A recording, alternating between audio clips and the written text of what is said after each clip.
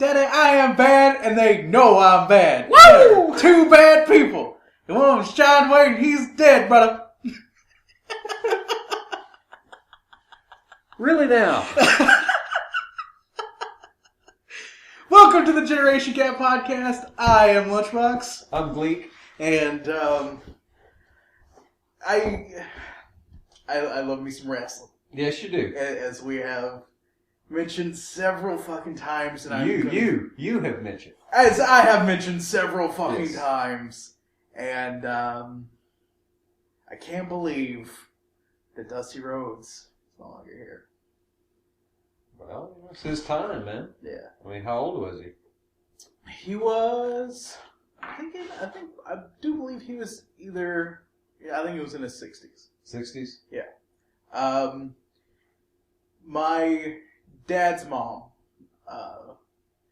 I never heard of Dusty Rhodes before, like, I started getting into, like, wrestling again, and she told me, she was like, oh yeah, my favorite wrestler was always Dusty Rhodes. And I was big into watching WWE at the time. Yeah. And, of course, I knew that his son was Goldust, the guy that you see where... Really? Yeah. That's his son? That's his son. Oh, good God. Yeah. Which, he is a country boy to the fucking core. Like, you would not believe. Yeah. But he plays, like, this androgynous fucking character. Yeah, well, I will admit this. I'm not a wrestling fan, but that whole thing with him and fucking Piper that time was fucking hilarious. The whole big routine. And WrestleMania. Yeah. The one you showed me at the time. That was fucking great. But, I never heard of Dusty Rhodes before, she talks about it. And this is before I got into old school wrestling, because I fell out of watching the WWE hard when John Cena started coming up. And I guess I started going back and wanted to see what good matches were. And Dusty Rhodes was one of the first guys I saw. And of course, I was used to like all the flash and chair shots and everything coming up during the Attitude Era. And here was this overweight, middle-aged man talking shit, wearing black... Yeah, he was not in shape at all. Wearing black trunks with yellow polka dots, elbowing everybody in the forehead. Yeah, which you have to admit, as a costume... Fantastic. What the hell, man? Yeah. But... I mean, he wore shorts that looked like Daffy Duck in that one cartoon where he turned into the big giant petunia. But there's more to, Dusty Rhodes than the... all, like, the promo giving and like... The shit that you see out in the ring, which he's a very good ring worker. He can work the crowd really well. He can play. Well, it's pretty obvious from what you showed me that he could work people up. Yeah, he was always like this huge baby face, which is great because he's the normal fucking guy. Yeah. Of course, like his feuds with Flair and all of them, which Flair is almost 70 years old. Yeah. Dusty Rhodes was better known behind the scenes as this brilliant wrestling mind. He did all of the booking for Jim Crockett Promotions, which was the predecessor to WCW. He did a lot of the early WCW booking before they had Eric Bischoff. When WWE needed a guy to run their developmental territory down in Florida, they called him Dusty Rhodes. Now, there is this guy, and this is my favorite Dusty Rhodes story that I ever fucking heard. There's this guy coming up in developmental named Luke Gallows. Luke Gallows does not need to be any more scary than what he already is. He's like 6'7", bald, muscular. He's like, if you were to see this guy at a biker bar, he would be the one person that you do not fuck with. Yeah. Yeah, he's the guy that's throwing people through the fucking windows. Yeah, he is the bouncer at the Hells Angels Club, for Christ's sake. Yeah. Like that's what he looks like. Yeah. But he goes into Dusty Rhodes' office, and he has a pet tarantula. Yeah. Okay. He was like, all right, Dusty, I want to show you my new entrance. I want to show you my new promo, whatever the fuck. And he was like, Dusty, when you need you to turn around. I was like, all right, Daddy, all right, Daddy. I'll go ahead, I'll turn around. Dusty turned around and see Luke Gallows, he puts this tarantula butt first in his mouth. Mm-hmm. So, he knocks on the desk. Dusty Rhodes turns around in his chair, and he opens his mouth, and this tarantula starts crawling out of his mouth. Dusty throws his hands. Oh, no, Daddy. Oh, no, Daddy, you cannot be doing that. You will scare them little children. Yo, Daddy, you cannot be doing that. We want asses in the seats, not out the door. Oh, shit. I can see a guy doing that shit, though. Having a tarantula in his mouth, or freaking out because of the tarantula? Both, actually, but I'm saying, I mean, fuck, they've already had one dude, that did the snake routine. So why not a dude? Jake the Snake Roberts. Yeah, why not a guy doing the fucking spider? Well, and they also had someone called the Boogeyman. Oh, God. Who... I hate to even mention this. Mm-hmm. Being a wrestling fan, sometimes shit gets hard. Yeah. Where you're like, oh, God, they're going to try these gimmicks still. The shit I put up with. Yeah. Like, I just want to watch some quality wrestling. But they have a character called the Boogeyman. Mm-hmm. Comes out, worms coming out of his mouth. God. Gets fucking sick from, like, having raw worms in his face. Yeah, he comes out, like, I forget what kind of, like, illness that he had, but it's something, like, that fucks up your guts for a little while. Oh, yeah. From, like, just accidentally swallowing parts of raw worms. Yeah. These fucking things are huge. It's nothing but, these things have been crawling in rot. Yeah. Yeah, he just literally put a mouthful of rot in his fucking mouth. But oh, CM Punk was coming up at the same time as he was in developmental. And the dude, the people that run WWE, they're your employer, they know your age. Yeah. The people in the locker room did not know his age. And they, of course, are all developmental. They're younger guys. They're in their 20s. He was like, all right, I'm 30. So one day, he just goes, all right, Punk, I'm 40. Mm-hmm. He lied about like being 10 years younger than what he actually was. He was like, Punk was like, okay, guy, okay. Damn. At least, he didn't do like what Ric Flair does. And wrestles when 60 fucking 2. Well, I guess you could do it, man. Well, have you seen the... If you had the talent, think about it, if you had a special talent and it was all you knew, wouldn't you do it as long as you fucking could? Like what Jerry Lawler did? Well, yeah, he's still fucking wrestling. Yeah. Even after his heart attack, he's still fucking wrestling. Hell, he had a match, what was it, a week ago? Or about a week and a half ago in Jackson. Really?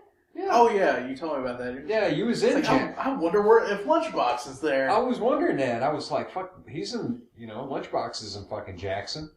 They're having a fucking wrestling match down at the, what is it, the Omen? The Omen Arena, down there in Jackson. Yeah. Oh, fuck. See, if I would have known about that happening, that would probably have been like one of the things I would have gone to. But I should have written to you, but I was figuring, I was like, fuck, he'll see it on Twitter or some bullshit. Mm-mm. Yeah, because you said you just avoided fucking internet for like a week. Dude, I went through, for the past 2 weeks, I went through like fucking total blackout. Like, I don't know why, I just had the wild hair too. Mm-hmm. It was just, I'm not going to pay attention to anything for these 2 weeks because I was down there. Just unplugging. I was miserable already. And so, like, all I did was watch TV and order food to my hotel room. Which I was down in Jackson for 2 weeks for work. Yeah. And, dude, looking back on it now, with how much money I ran, there's no fucking reason for me to have gone down there in the first place. Hey, well, they're the ones paying, man. They're the ones paying. You're the employee. Yeah, I was a fucking lackey for 2 weeks. And there were some guys there that were like, man, I don't know how you're able to just get away with staying in the hotel room. If I was to tell my wife, girlfriend, gay lover, life partner, whatever. Inflatable love dog. If I was to tell them that, I wouldn't have even been able to, if I can come down here and do it. And I was like, well, I'm a single guy, who the fuck cares? Exactly. Like, that's the exact way that I look at it. And in the words of Thoreau, your entire life, live free and unattached. Yeah. Mm-hmm.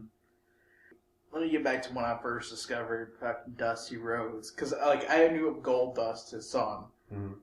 I didn't know Goldust was his son until that happened. You figured they would advertise that. No.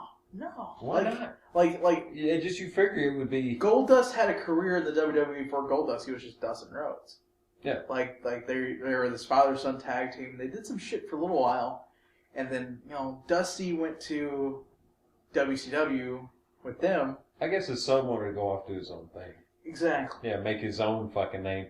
It's like Piper's son's got a different name. Yeah, Jerry the King Lawler's son. Yeah. Grandmaster Sex, I guess, different name. Yeah, you would think, though, that they would take that fucking name because the name is gold. I mean, it really is. Think about it. That name is a fucking trademark. That's what Cody Rhodes did. Yeah, it's a product. His other son, Cody Rhodes, he's taken that kind of name and ran with it. Another one who... So right there would be a fucking thing they could have done. That would have been the greatest thing in the world. The two sons should have fucking matched up together. They do. They do? Yeah. Okay. It's Goldust and Stardust. Okay. But, they fucking buried Cody Rhodes. I can get into a whole fucking conversation about that, but... But anyway, there's another wrestler that should have used his fucking father's name because he has nothing of his own gimmick to offer, and that's Kurt Hennig, Mr. Perfect's son. Okay. He goes by like some fucking douchebag name that I don't even remember. He's shoved down everyone's throat on WWE TV all the time, and I can't remember his fucking name. So we'll just call him the flying douchebag and be done with it. He doesn't even fucking fly. If he would fly, it would be. I might be able to remember his fucking stupid fucking stage name. He's just a douchebag. Yeah, he's just fucking douchebag. I can't remember if it's like fucking Axel or some shit. You son of a bitch. Dude, if you're a wrestler and you have the name Axel, off yourself. Fucking off yourself, because that's a stupid fucking name for a wrestler. Well, it's like, what exactly is wrong with it? Okay. To me, Axel comes across as a strong name. To me, it's 80s hair rocker. What's wrong with that? Nothing's wrong with that, but, the 80s hair rocker days were done in 1996 when Ultimate Warrior repeatedly got his ass handed to him, and they're like, why the fuck are we still paying this guy money? Yeah, well, 80s rock will never die. I don't give a shit. I'll be listening listening to professional wrestling. Yeah, I'll still be listening to that crap. Fucking in the nursing home, 105-year-old. Oh, let me turn this shit up. And it's like Aesop Rock just fucking blasting the guy. I will be the guy in the fucking nursing home listening to Old Dirty Bastard. That's going to be my main goal in life. When Lunchbox finally goes to the nursing home, I'll be fucking rolling around in a wheelchair singing Big Baby Jesus. That would be fucking hilarious. An old man rolling down the fucking they took my leg from diabetes. I'm in a motorized scooter chair singing Big Baby Jesus with two 20-inch speakers on both sides of me. They're like, well, you turn that shit down. I'm like, what? I can't hear it. Today's tapioca pudding day. I can't wait. I can't wait. Which I've already discussed my deep-seated love for tapioca pudding several times. And yeah, he's fucking nuts. Fucking nuts. To me, it tastes like nothing. It tastes like nothing. To me, it tastes like tapioca. When people say that water tastes like nothing, I'm like, so water tastes like spit? No, water doesn't taste like fucking spit. It tastes like water. Good water actually has no flavor. I'm serious. Just plain fucking water has no flavor whatsoever. Hold on. Does your spit have a flavor to you? Well, yeah, it tastes like fucking spit. The thing that you have in your mouth all the time has a flavor. It doesn't taste like water. So water has its own fucking taste no matter if it's good or not. Water is like chicken. It just has its own fucking thing. There's no flavor. To me, it's complete opposite. Spit has no flavor. Okay. Water has a flavor because water tastes like water. Well, it depends where you get it. Fluoridated tap water from a city tastes like shit. Yeah, it tastes like mineral water has the taste of the minerals in it. Yeah. But real fucking pure water has no flavor. It has a smell. Maybe I've never had real fucking pure water. I think I might have. I'm about to say, it's bizarre. Water has a smell, but it has no flavor. To me, even that water just tastes like water. I mean, have you ever had, like, freshly distilled water? Yeah. Just straight out of a fucking still. Well, not straight out of a still. I have had it out of a well. Mm-hmm. Went through a really good filtration system and then drank that. Yeah, but you're probably getting, God knows, tell them what kind of minerals and... Which minerals are yummy. They're good for you. Oh, yeah, I'm not bitching. But to me, it just, I think if I was to taste freshly distilled water, it would still taste like fucking water. It wouldn't taste like well water. It wouldn't taste like city water. It would just taste like water. I tell you, it'd be fucking way better than tasting ocean water because that shit is salt and sand. You want a funky smell. You want a funky, shark. A funky smell, but not bad smell. It's not a bad smell, but it's funky. You're never going to smell nothing else like it. If you ever get a chance and you see an open well, like where somebody's took the pump up out of it, yeah, stick your nose at the top of that well and just smell it. Does it smell like earth? It's earth and water. It's just got its own particular... You will never smell anything else like it. Huh. I never thought of ever doing that. Yeah. Well, I did as a kid, and I remember my granny throwing a fit about it. She used to tell me, "Don't you listen to a well." What the hell are you talking about, Granny? You getting over top of a well, you can hear the ground groan, and you hear all kinds of noises and shit coming out of the earth. Mm-hmm. And who the fuck knows what it is plates moving around down there, just the water flowing. But she was absolutely just adamant that if you sit and listen to a well, the devil will speak to you. Think about it. It's a hole going straight down into the ground. So you don't have to start playing Beatles records backwards. You can just uncover a well and just go listen to Satan all day long. Yeah. Well, think of that. Think of the age my granny grew up. Yeah. Everybody had an actual well, and being a kid, she probably done the same shit. Sit and listen to the sound coming up out of it. And thought it was evil. Oh, she'd probably, I bet you money, probably her grandmother or somebody had got after her ass. Stop listening to that well. Satan talk to you. Yeah, exactly. Satan will talk to you through that well. I'll do the bionic elbow around Satan's forehead. That's right. Wow! Speaking of that kind of stuff, I got to show the boy. I got to show my nephew Dogma. Oof. Oh, he liked it. He fucking liked it. I think his favorite scene was the movie scene where Loki and Bartleby show up at the movies. Yeah, at the movies corporate director thing. Fuck me. Yeah. After they had done tore off their own wings and shit. No, that was way before.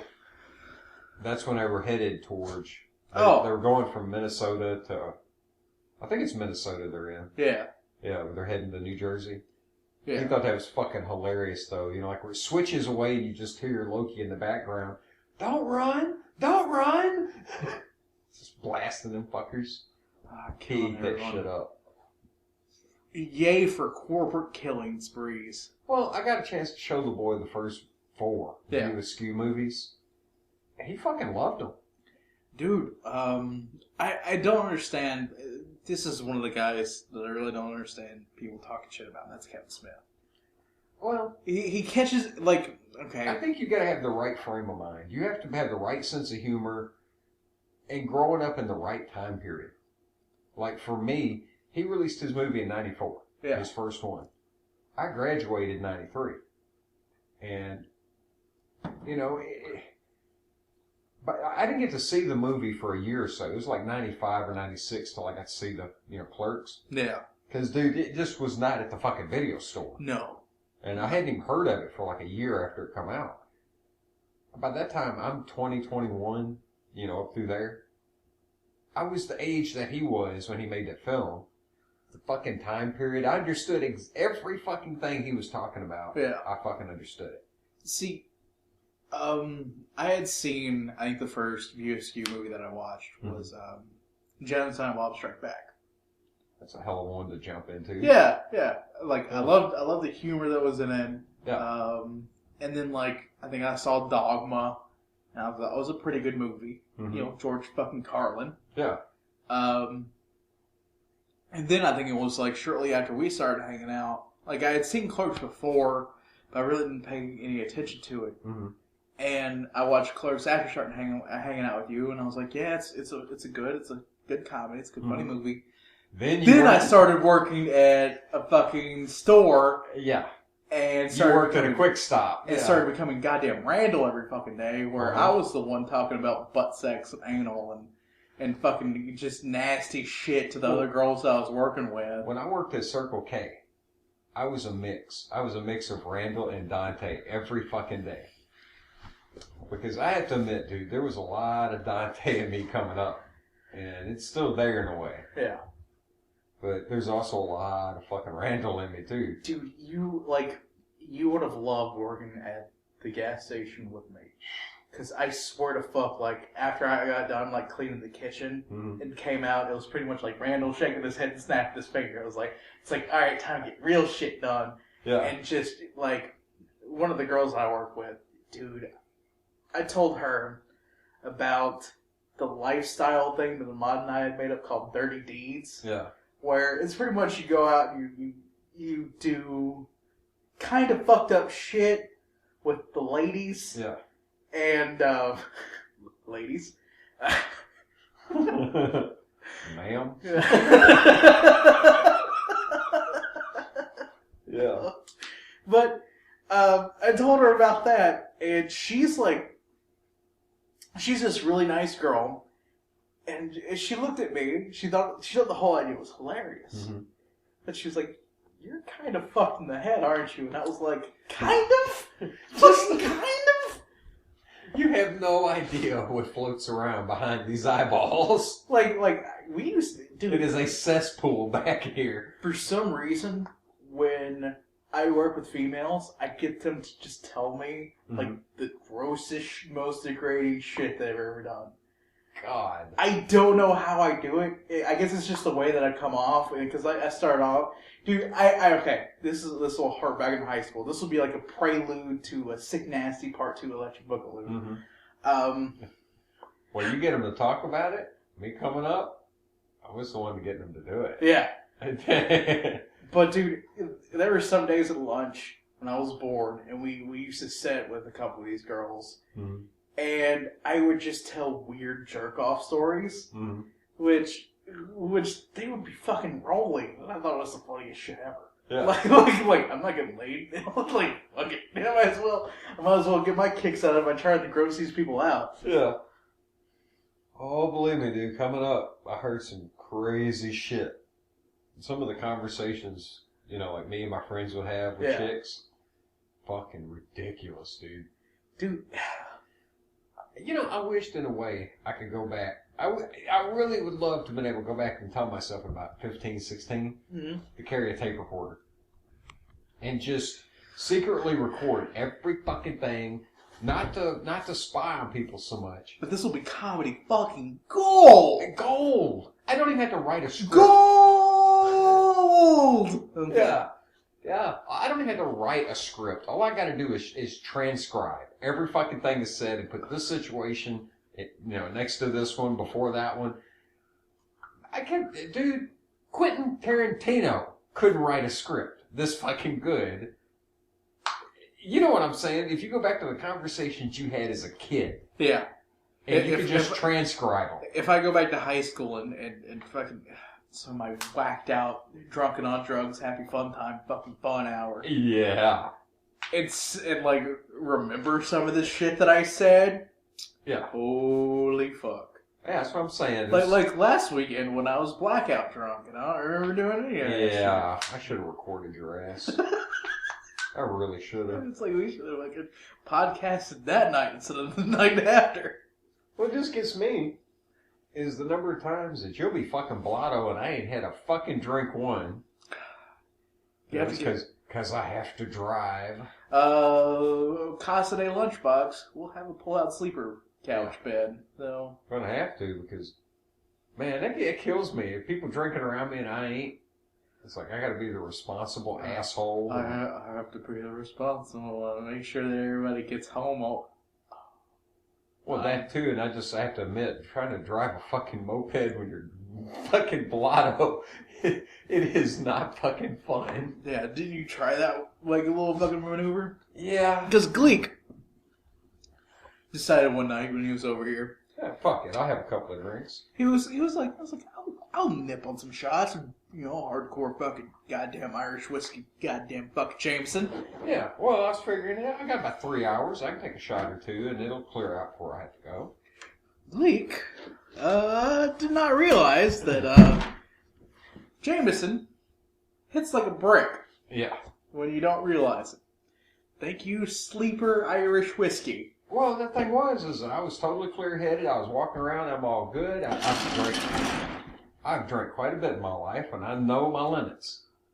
I got on the bike. I get about halfway to the house, and all of a sudden it occurs to me, whoa, I shouldn't be driving. By this time, it's like, well, I'm not going to fucking get off and walk this son of a bitch home. The only time that I have ever had an alcoholic beverage and drove was, I think I had a half of beer.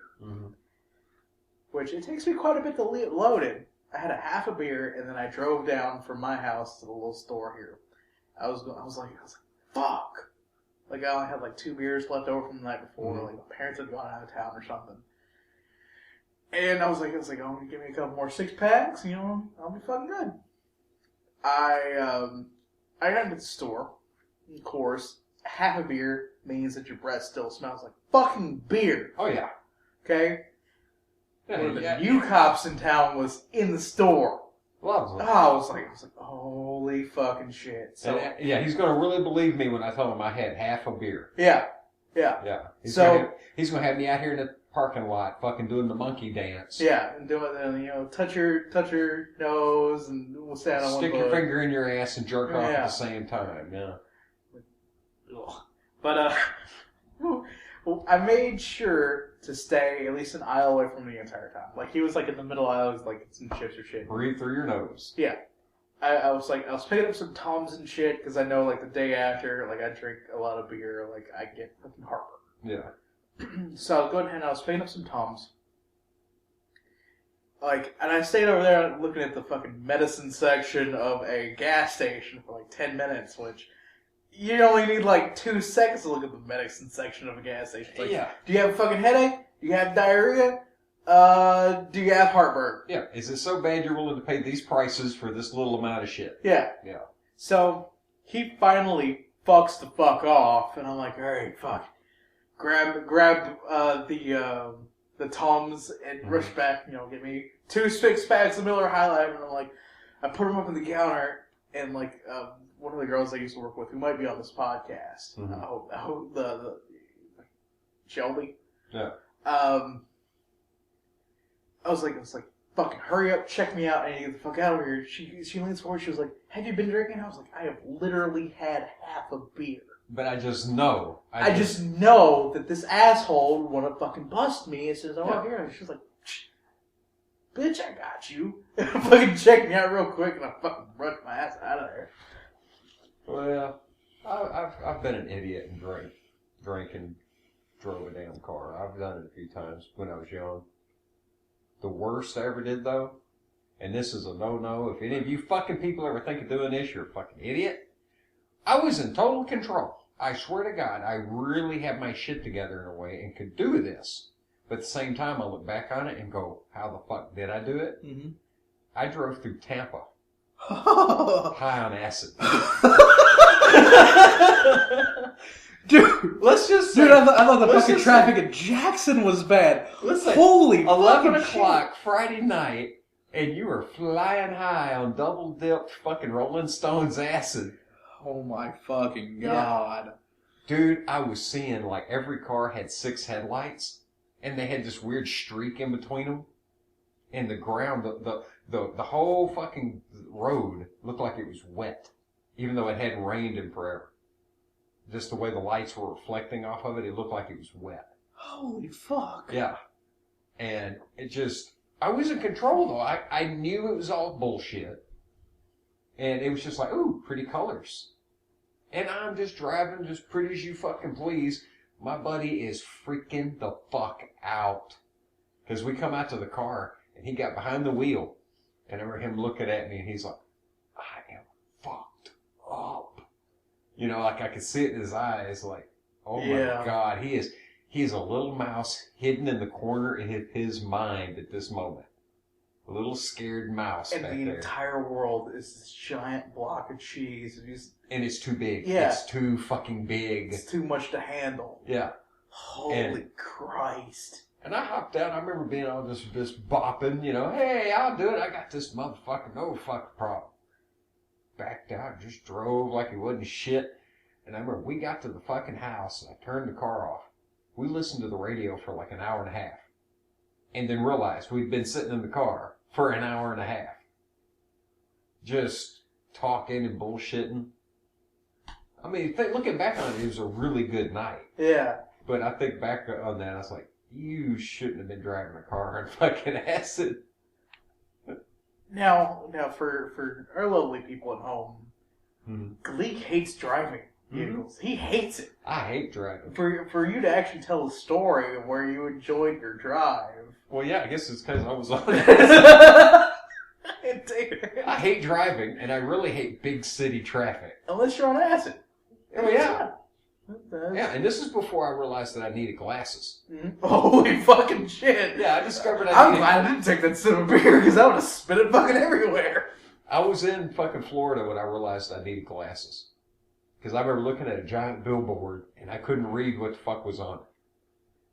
And it wasn't the big words, it was like the Surgeon General bullshit down at the bottom. It was Better Call Saul. It was a camel, it was a Smoking Joe Camel sign. Don't smoke cigarette, kids, but kids, cigarettes are totally fucking awesome. There's a camel. Exactly. Smoke them. Oh, yeah. And I remember asking my buddy, I was like, what the fuck does that sign say there at the bottom? He looked at me and he was like, what are you, fucking blind? Which if major tobacco companies want to sponsor it. Look at Joe Camel. It's fucking cool, man. Joe Campbell's awesome. Smoke them if you got them. I'd walk a mile for a camel. I have, too. That was for British listeners. What? Walk a mile for a camel? Yeah. No, they used to do it here, too. Really? Yep. I used to go back and watch like old cigarette ads when I smoked. Mm-hmm. And I seen that walk a mile for a camel, and I was like, oh, this is very British. And I poured myself a cup of tea, and I fucking hated it, because goddamn it, I hate tea. I love tea. I'm drinking tea right now. I make the joke all the time that I'm barely Southern, because there are two things that I absolutely cannot fucking stand. Yeah, fucking overly sweet tea. No, it's just tea in general. Wow. I can't fucking drink it. I just don't like the taste. And the molasses. I like tea, I swear to God, I like tea like Brits do. I like it really fucking strong. Really fucking strong. You want almost like me syrup tea. Yeah, pretty thick, and I want it hot. Really? Mm-hmm. Dude, the only time that I ever like stomach tea is when I'm really sick and like it's a hot toddy. Yeah. And then that's because there's fucking booze in it. Well, see, that's the thing. I don't like booze in my tea. I've made that mistake. Don't like it. Can't stand it. Well, that's the only time I'll drink tea is when it has booze in it because I'm really fucking sick. Yeah. And I remember one time, and I'm a fucking adult now, but I was in, I think, 8th grade, and I was just about to have a sinus infection. Mm-hmm. And my dad was like, he was like, stay right there in bed. I just got off school. It was like a Friday. Mm-hmm. He was like, I'll make you something. And you just chill the fuck out and take a couple Benadryl. Yeah. When I give this to you. He had made me hot toddy with fucking brandy in it. Yeah. Or whiskey, I don't remember which. And gave me a couple Benadryl. Mm-hmm. I slept for 5 hours. Woke up at 8 o'clock at night. Mm-hmm. Fucking cured. Really? Like, I was fine. Like, nothing. Like no hint of a sore throat, no fucking stuffy nose, nothing. And I was like, Dad, that's a miracle cure. And he was like, it's the power of alcohol, son. And I was like, what? My granny, when I was a little dude, I was 5 maybe, and I remember I got sick pretty bad, like a fucking cold or flu or something, and just, you know, where you get sick for like 3 fucking days or more. Mm-hmm. And I remember being over at her house, and she was taking care of me. I'm getting the classic fucking chicken soup treatment. Yeah. You know, but my granny was a big believer in sweat and a fucking fever, boy. Oh. I mean, like 14 quilts, you know, the whole damn quilt chest is up on your chest. Yeah. Can I come out? Not yet. Yeah. Yeah, I mean, I'm literally sweating balls. But she kept coming in and giving me, she's like, I want you to drink this, and it'd be a little bit of liquid in the glass. She'd come in there, and I remember it was being like a dark color and smelled strong, but she's like, it's medicine, just drink it, you'll go to sleep, it's alright. I found out later what she'd been giving me. I stayed fucked up for like 3 days. Turns out what my granny was giving me was fucking laudanum. Yeah. Holy fucking shit. Okay, so she had homemade fucking liquor. Yeah. And she was no shit taking in, like, you get fucking poppy seeds and shit. Yeah. Well, she had grown up growing poppies and shit as well as marijuana and crap when she was a kid. Yeah. Well, that was medicine, and she was taught by her grandmother how to use it. She used to actually maybe I shouldn't admit it, but she told me about the proper way to fucking like milk a poppy. Yeah. Whenever, you know, and how to cut the spoon. She showed me she used to have a spoon that was cut in a crescent for scraping fucking poppies. That's insane, dude. Well, that was one she used as a kid. Yeah. You know, to collect medicine and shit.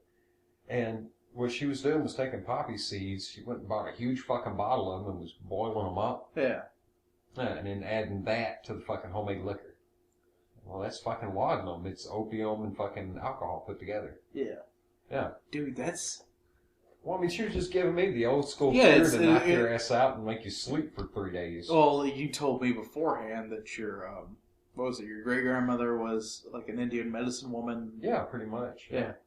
Yeah, and like I said, she learned that shit from her grandmother. And it's kind of just, you know, something that's passed on through the ages. Yeah, you didn't do it for fun. That wasn't something you did for fun. No. But if you were sick, well, make no fucking plans, because for the next 3 days, you're asleep. I think that, you know, we would still, for the most part, well, probably not for the most part, but if they just would have let that shit legal, mm-hmm.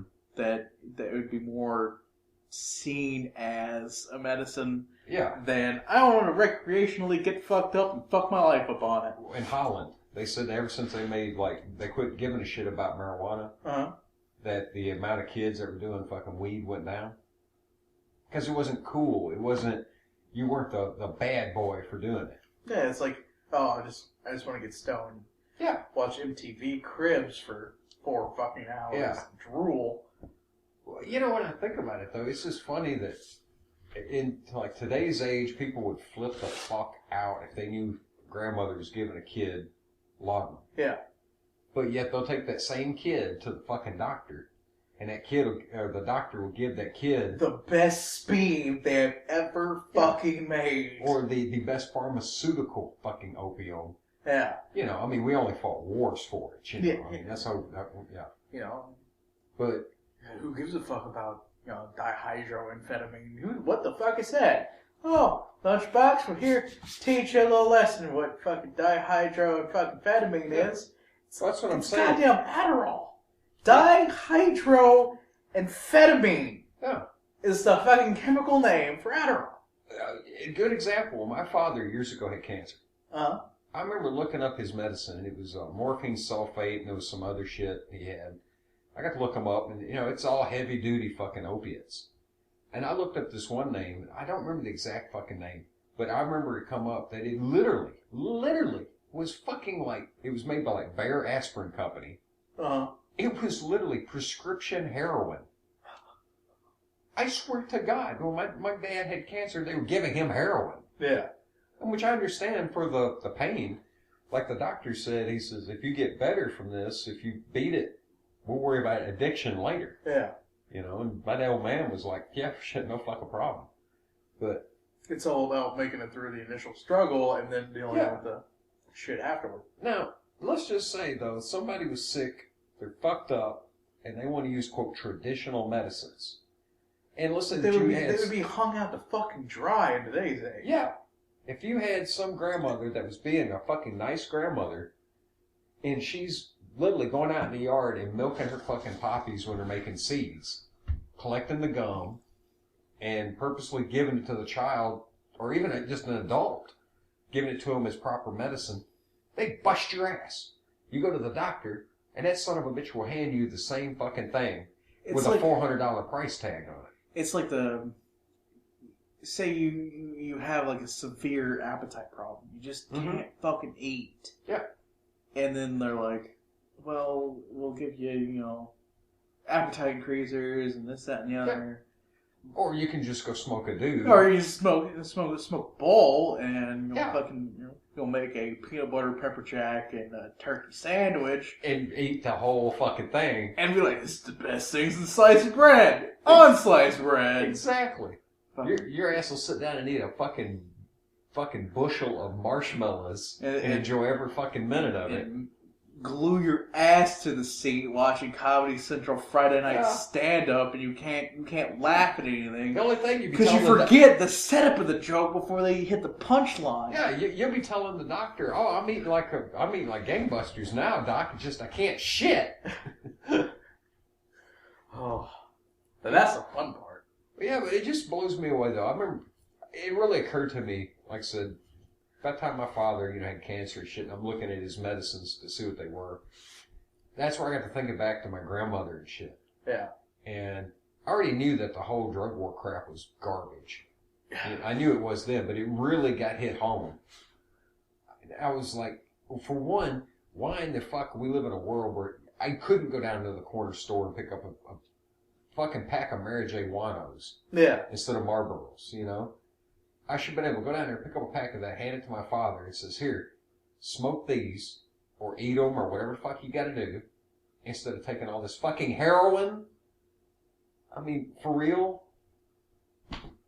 We can sit down, eat a bowl of potato soup, and everything will be fucking fine. Yeah. But, I don't know, and you'd actually get to enjoy your time instead of feeling sick to your fucking stomach from all the fucking opiates. Exactly.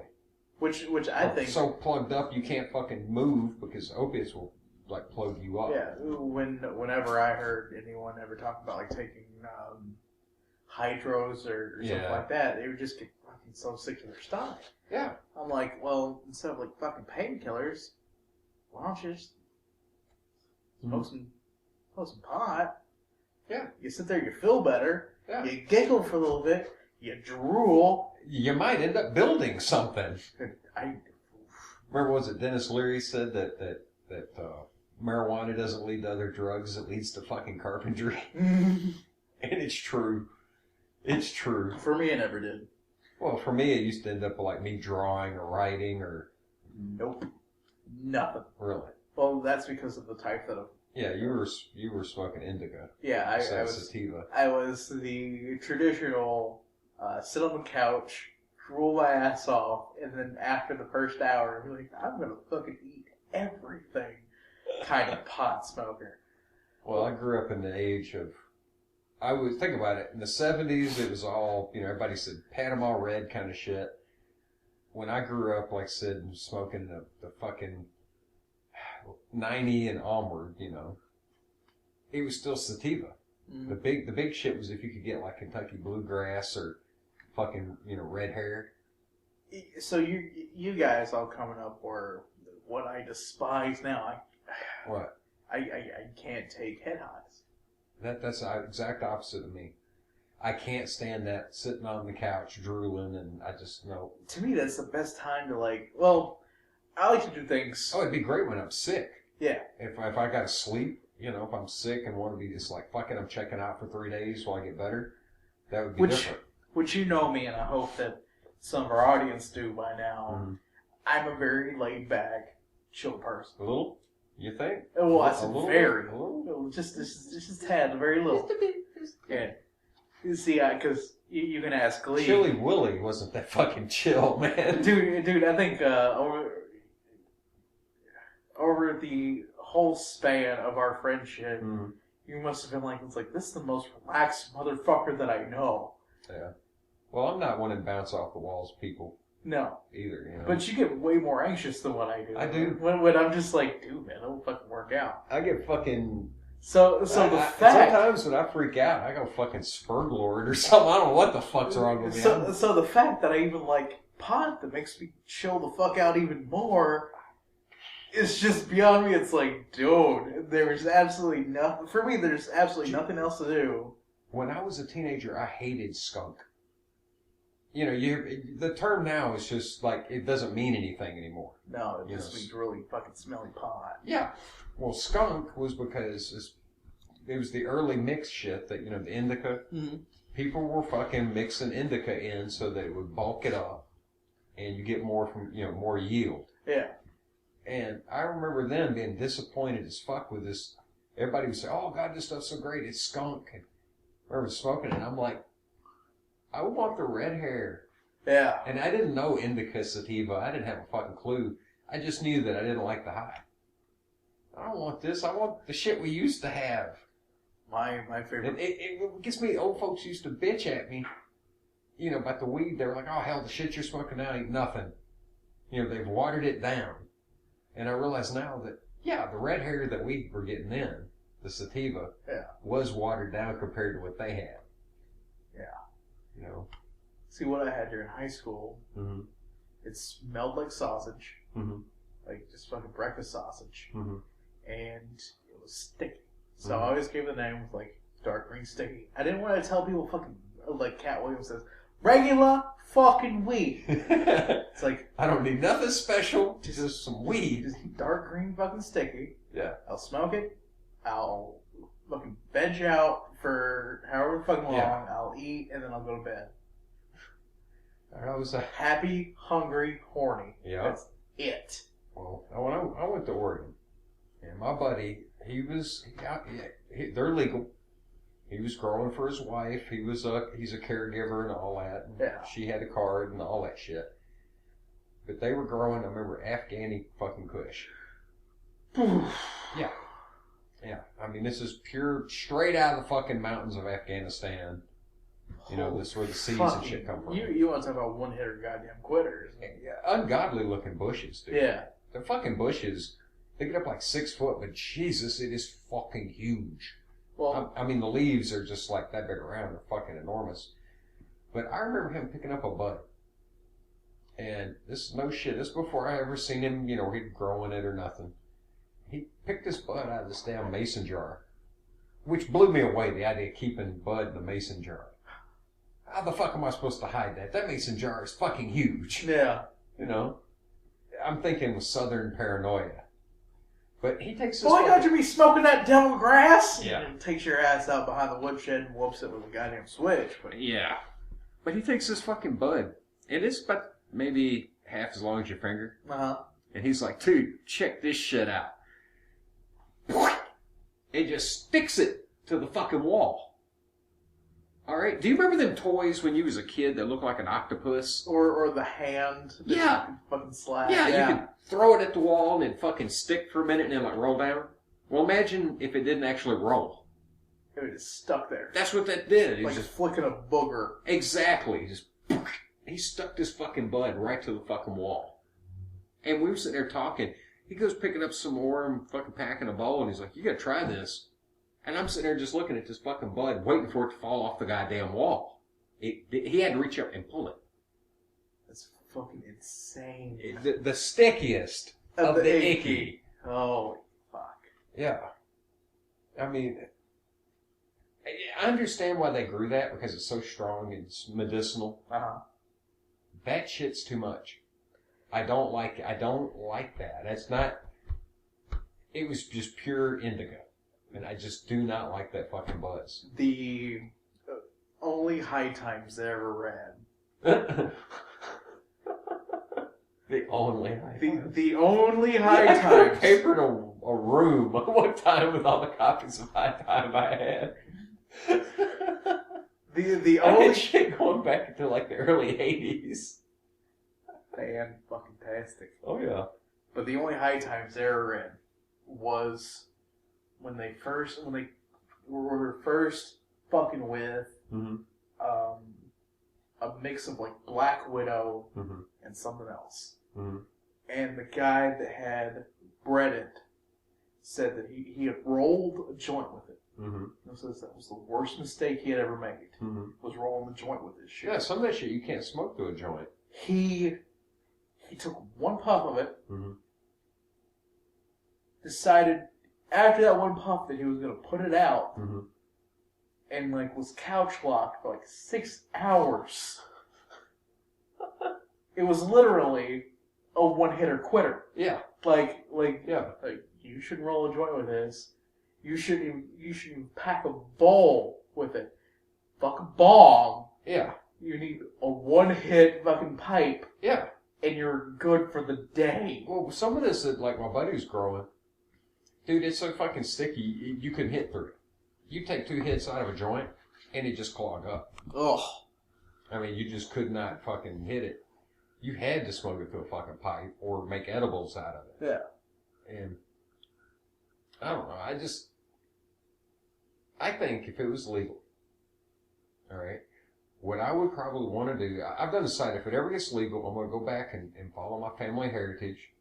Fuck it, I'm going to be a farmer. You're going to be a medicine man. I guess. I'm going to be a farmer. I mean, I'm just going to and then we'll have Dr. Gleek, medicine man. Exactly, yeah. Our own special Picklestick production. Yeah, and a whole line of Picklestick products. Fine products from Picklestick. That's right. But I think what I'd probably end up doing, I want to grow something like Jack Hare, which is supposed to be like one of the top level sativas that you can get. Yeah. I miss that. The last I've had of pure sativa, it's been years back. It really has. But I remember being so blown away with it, and it was fucking beautiful, dude. It tasted like Fritos. Like barbecue fucking Fritos. What? Yes. And it was like you're talking about, you take 2 or 3 hits and you're fucking done. You're blotto. But I remember hitting it and it's like, oh my God. That's delicious. This is, yeah. Get the like tasting it, sticky tongue to it, you know. Now you couldn't taste it that way, but you smoke it, fucking barbecue Fritos. See what I would want. give anything to find whatever that was. What I wanted to see indica called AK-47. I've heard of it. Which is basically fucking couch lock, but they said Mm-hmm. you're able to do a little bit on it. And so I'd be like, hey, name's Lunchbox or something. And today I'm going to play a 45-minute game of Tetris. Yeah, they had some stuff out there, and they were big on this shit, dude. They called it Alaska Thunderfuck. Yeah. I had to swallow my beer on that one. Yeah. Believe me, the Thunderfuck had a reason for it.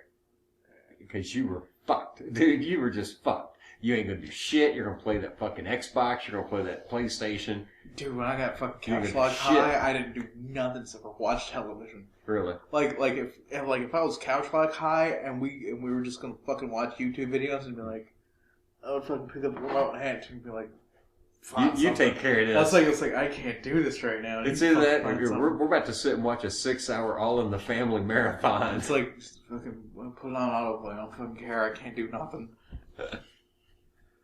Oh, well. I think back on that shit. I'm glad I did all that stuff when I was young. Uh-huh. But there's no way in fuck I'd want to do any of that shit today. No. I have shit to do now. Oh, yeah. Exactly. I got shit to do. Oh. So, I want to kind of talk about some of the things that we're going to be doing a little bit in the future. Okay. We want, as Picklestick Productions, Mm-hmm. to start playing video games together. Yeah. So, well, I think I'd get a kick out of some of it. I mean, with you talking about watching me play games. mm-hmm. You get the biggest laugh, it seems, at the idea that the way that I just fucking get distracted. Yeah, especially with the GTA shit. Yeah, just like, fuck this mission, I'm just going to go off and do what the fuck I want.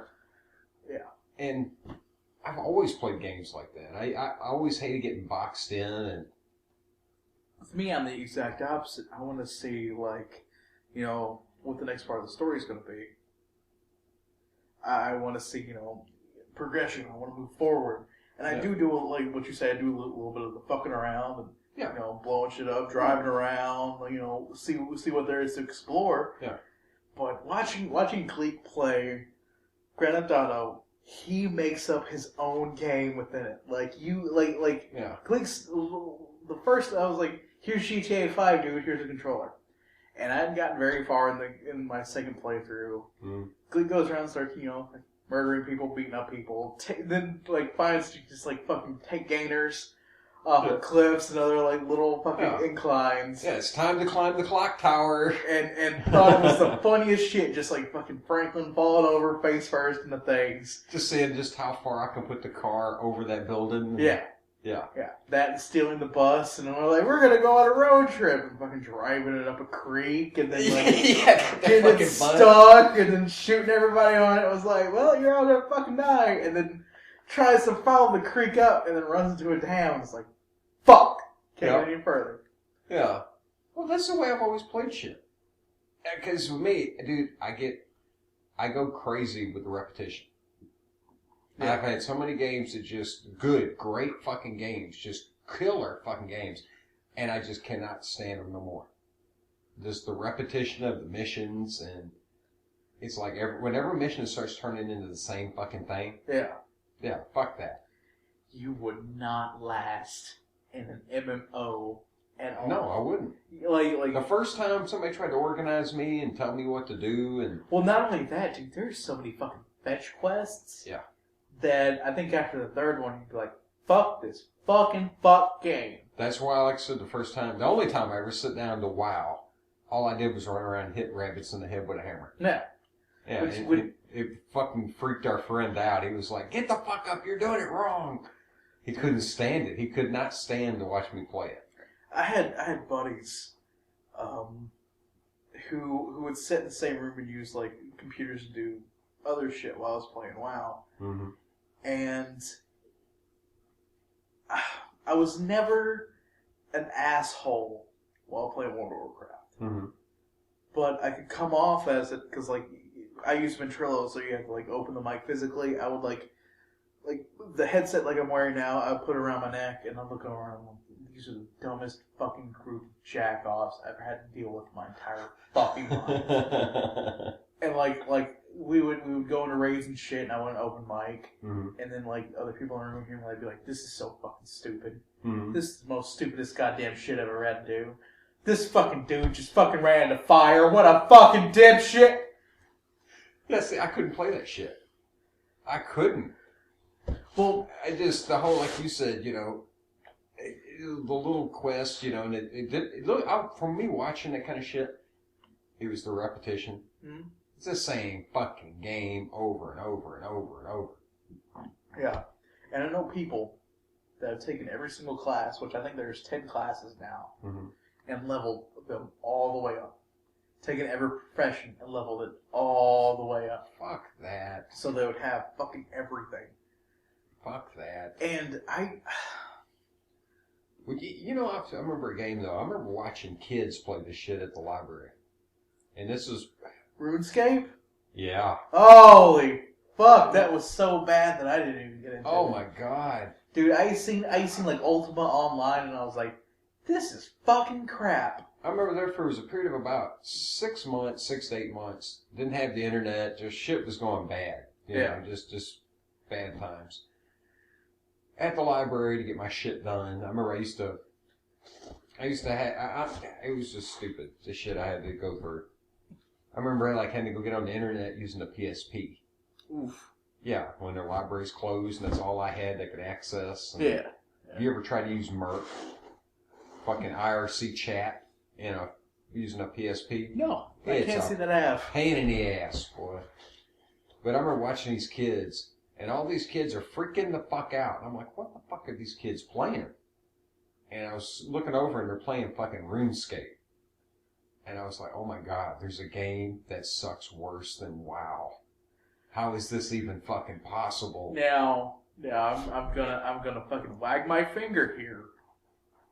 If you were to get to actually play World of Warcraft, mm-hmm. it's not a bad game. Yeah. I'm sure somebody'd say, if you hit your dick with a hammer enough times, it doesn't you don't feel it anymore. Yeah. You don't feel it anymore. It's not that bad. And in fact, you're relieved when you stop. But the mechanics that are laid out are just like any other game within like fucking confines. Mm-hmm. Like, to me, the original game of Minecraft, in my opinion, sucks. Mm-hmm. Like, just going around, it's like, oh, well, you eventually get to the Ender Dragon and kill it, or Wither, or whatever the fuck. Mm-hmm. And I came from the old school days of you survive to survive, and it was like this great journey that you could make, and there was no end. And well, when they started putting up fucking ways that you could end, but it's not really an end. You continue playing the game. Mm-hmm. That's when Minecraft started getting bored for me, and I started using mods and shit. To me, World of Warcraft, the only thing that ever ruined it was like I reached the end. Mm-hmm. I had gotten everything that I could fucking get. I've reached all the goals that I wanted to do, mm-hmm. which I set my own goals with the confines of the game. Mm-hmm. Like I wanted to have the highest gear rating possible. I wanted to be able to do like the best burst damage that I could. Yeah. I wanted to be able to trade my skill up, my reaction, so I could like do ungodly amount of damage within the confines of the game. Yeah. I reached that goal, and then eventually I started playing only on Tuesdays and raid days. Mm-hmm. And then we stopped raiding for a while, so I only came on Tuesdays. And then I stopped coming on Tuesdays, and I was like, cancel a repeating subscription. Yeah, you've eventually weaned yourself off that shit. Yeah, because, and like, that was the first time through the entire time of playing WoW that I did that I was able to do that naturally on my own. All the other times, something else made me stop. Yeah. Like, it was the fire that my friends had that which burned out my computer. Mm-hmm. And then it was, I didn't have a job, and so I ran out of money to play World of Warcraft. Yeah, you're like, I need other shit, and it's a little more important than this fucking game. Yeah, and then finally, this last time, I was able to sit down and fucking play it, and start a brand new account, had the character that I want, I had a guild that I liked, and mm-hmm. I had like my own secondary guild, and I got to play a fucking panda, like all my characters were fucking pandas. God. I was like, I am fucking done. That's the thing. I know me. If I'm in a game and somebody says you're playing a panda, I'm like, well, fuck it. I'm a sexual harassment panda, and that's my mission. And I would get kicked off the server like in a day. But I had my priest, my shadow panda priest, Komisashi, who was a mix of Kami from Dragon Ball Z and Musashi, the legendary samurai, and then I had Tokusashi, which was a mix of another samurai, Tagodu, and yet again Musashi, and which I mentioned their names, he was the warrior panda. A warrior panda. Yeah, which he all right. Let me get super nerdy here for a second. God. The Pandarians had been battling this race of wasp-like creatures on their island the entire time. Which, I know you're a gigantic D&D lore nerd, seeing these creatures and being like, oh, that's this from that. Yeah, I remember, they were like the Thrycrin. Yeah, which, I don't know what it is. That's from Dark Sun. They were like mantis people. Yeah, that's what they were. Yeah. So, the Pandarians and them have been, like, clashing for fucking centuries. Like, ever since there was, like, the Pandarians, like, they just fucking came into existence. It really boils down to it's poo and the bees. Yeah, it's poo and the bees. like we want that delicious honey, and they're like, that's our fuck honey. off, we made it, Yeah. But I made him like the traditional warrior of wearing and using, claimed garb, pretty much. So, like, there was, like, every, like, piece of mantis gear that I can get from my warrior wore. Like, this helmet they had made that looked like a fencing helmet, he wore it with, like, the fucking feathers coming out of the end, like, yellow, chest piece that was like part of their like chest and armor and shit he wore. My panda priest was an archaeologist and like dug up everything that he could. Yeah. And so he found this rare item that was an ancient mantis blade. So the fucking warrior used an ancient mantis blade the entire time coming up. It was fucking awesome looking because it was like, it looked like he had killed all of these things and decided to wear all their gear. Yeah, that's like the games we was playing D&D where my players and shit were forever like, every time they would kill some fucking fantastic creature, they'd take trophies. Yeah. I mean, it was stupid shit like that. They would keep the eyes of the beholders and dragon claws and, just stupid shit. You mean stealing the chef's hat off the goblin? Yeah. And, but, I mean, they were doing shit like, kill a unicorn, keep its horn. Yeah. But they would take trophies from everything. And I remember, like, my sister, the character that she played, they killed this giant Mighty Joe Young-sized gorilla one time. Holy fucking shit. Yeah. Yeah, it was this big, epic fucking fight. Just huge. And so she cut its fucking head off and had it taken home, cleaned up, and made a bed out of a fucking giant gorilla skull. Gorilla face skull. Yeah, like you would sleep inside the skull, your feet running out where the mouth would be. Like she said, pull the jaw further out and like lay it down as the footboard. And that's fucking crazy. Yeah, I mean, and they went through this huge fucking trouble of how you going to get this big giant monkey skull back home. And they figured it the fuck out. How would you do it? Which almost on the opposite end was my character that was stealing everything that wasn't nailed down. Well, she would too. Oh, man. Her character was a thief, like a very good one. Well, my character wasn't a thief. It was just like, I'm too fucking cheap to buy this. Yeah. Here's all this, and I just turned that guy into a pile of mush. Well, see, part of it too, they were like wizards. Some of them, some of the characters wizards, so every fantastical creature that they killed, they would collect shit from it to use as magic components, trade for shit they needed. Unlike my character that just stole mundane shit and was like, I'm going to use this. Yeah. Which, that's where we got the name Picklestick from. But pretty much, yeah. But it was just... You're just talking about there, about them collecting the body parts or like their armor look like the enemies. Yeah. That's what some of the characters had, like you look down their player character sheet, armor is made out of like, it's scale armor made from a red dragon, and the leather on the inside is like the fucking hide of this beast. Their boots were made from this fucking animal that they had killed. Yeah. Just craziness. Yeah, I mean, everything was a fucking trophy. Everything. And matter of fact, my brother, his character, they had him and my friend, they played forever. Yeah. And one of the things that they invested in Waterdeep, the Forgotten Realms, yeah, they bought a bar and they renamed it the Trophy Inn. Because that's where they put their fucking trophies. When they would come back from these big fucking trips to Undermountain and shit like that. Yeah. The fucking dragon skull over here. We want the Gorgon claws hanging from this fucking corner. And it was just like, it was their way of, think about it, it's their man cave. Yeah. The way to show off. The way that people really brandished what they had in World of Warcraft was, I don't know if it started in Cataclysm or the Mists of Pandaria, but you could go back and transmogrify your gear to look like this other gear.